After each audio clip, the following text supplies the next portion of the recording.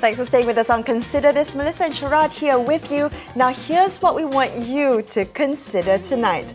A story that caught our attention was one coming out of Sabah.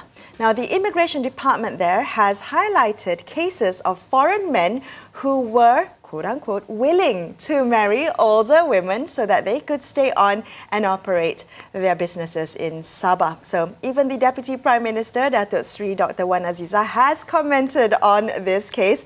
So what do you think, Sharaad, of the way the media has framed this story? Yeah, I think it's not just the media, Melisa, framing the story. It's how government thinks about the actions and behavior of its citizens, right? So in this case, older women who are citizens of the country are seen to be victims of younger men, in this case from Pakistan, who have an agenda. Now, the idea that somehow the older women don't know better, don't understand the motivations or the quid pro quo that might happen between them and these young men is, I think, an extraordinary form of condescension. I think it's both ageist and sexist. And I think...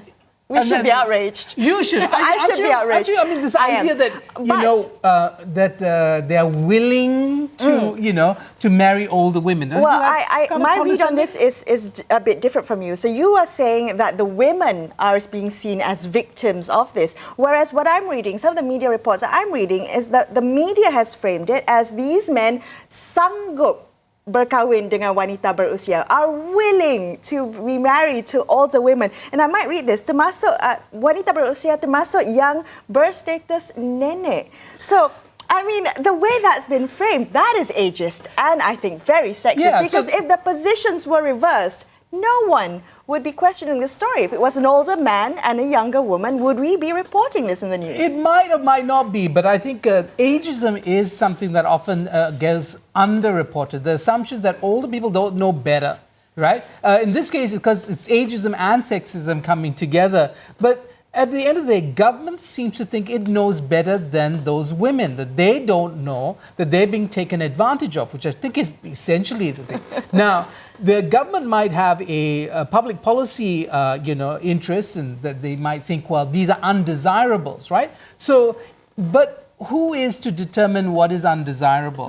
We assume the government has some right to make those determinations, but at the end of the day, especially in matters of love and marriage, which are on the surface what's happening, should government stick its nose in the business, the private affairs of women, old or young? I have to say, though, I mean, there have been many cases. I feel like as a woman, our citizenship is always in question, the loyalty to the country, right? Whether, you're giving away citizenship to foreign men, or as a woman who has married a foreign partner and is abroad, who has given birth, that child, you cannot get, you can't transfer your citizenship to the child born abroad. So I feel like, in a way, women's citizenship are always being put into question. You constantly have to prove your loyalty, that you are, a citizen, and safeguarding your citizenship. Well, also, with the question of citizenship as a whole, both male and female